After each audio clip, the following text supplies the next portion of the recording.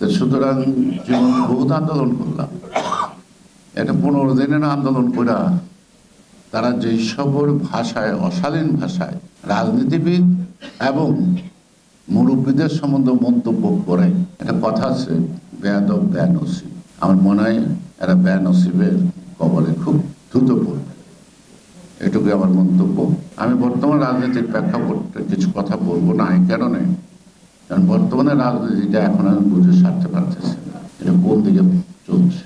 আপনাদের চট্টগ্রামের কোন স্বনামধন্য ব্যক্তি এখন দায়িত্বে আছেন, তিনি যে কি চান আমি বুঝি না, আর উনি যা চান উনি বোঝেন কিনা সেটা আমি বুঝি না। এই জন্য আমি এখন বর্তমান রাজনীতি না, দেখবেন আমি খুব একটা কথা বলি না, আমি অবজার্ভ করতেছেন, দেখতেছি। আর একটা খেলায় ভালো খেলার পরে তার মধ্যে যদি অঙ্গত আসে ওইখানে খেলা স্টপ, পরবর্তী খেলায় তারা কোনো বিপদ অর্জন করতে পারবে না।